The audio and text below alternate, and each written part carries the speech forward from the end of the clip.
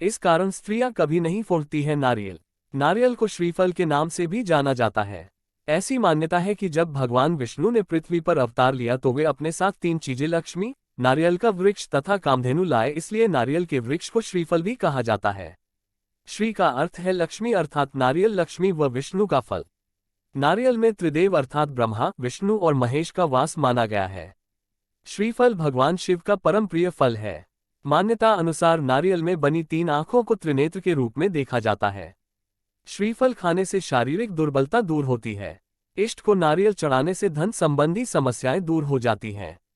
भारतीय पूजन पद्धति में नारियल अर्थात श्रीफल का महत्वपूर्ण स्थान है। कोई भी वैदिक या दैविक पूजन प्रणाली श्रीफल के बलिदान के बिना अधूरी मानी जाती है।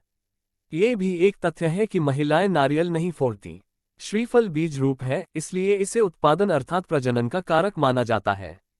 श्रीफल को प्रजनन क्षमता से जोड़ा गया है। स्त्रियों बीज रूप से ही शिशु को जन्म देती हैं और इसलिए नारी के लिए बीज रूपी नारियल को फोड़ना अशुभ माना गया है। देवी देवताओं को श्रीफल चढ़ाने के बाद पुरुष ही इसे फोड़ते हैं। शनि की शांति हेतु नारियल के जल से शिवलिंग पर रुद्राभिषेक करने का शास्त्रीय विधान भी है। भारतीय वैदिक परंपरा अनुसार श्रीफल शुभ, समृद्धि, सम्मान, उन्नति और सौभाग्य का सूचक माना जाता है। किसी को सम्मान देने के लिए ऊनी शॉल के साथ श्रीफल भी भेंट किया जाता है।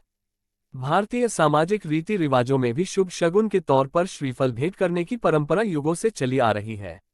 विवाह की सुनिश्चित करने हेतु अर्थात तिलक के समय श्रीफल भेंट किया जाता है। विदाई के समय नारियल व धनराशि भेंट की जाती है। यहाँ तक कि अंतिम संस्कार के समय भी चिता के साथ नारियल जलाए जाते हैं। वैदिक अनुष्ठानों में कर्मकांड में सूखे नारियल को वेदी में होम किया जाता है। श्रीफल कैलोरी से भरपूर होता है। इसकी तासीर ठंडी होती है। इसमें अनेक पोषक तत्व होते हैं। इसके कोमल तनों से जो रस निकलता है उसे नीरा कहते हैं, उसे लज्जतदार पेय माना जाता है। सोते समय नारियल पानी पीने से नाड़ी संस्थान को बल मिलता है तथा नींद अच्छी आती है।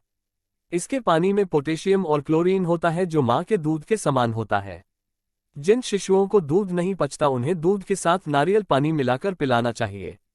डिहाइड्रेशन होने पर नारियल पानी में नींबू मिलाकर पिया जाता है। इसकी गिरी खाने से कामशक्ति बढ़ती है।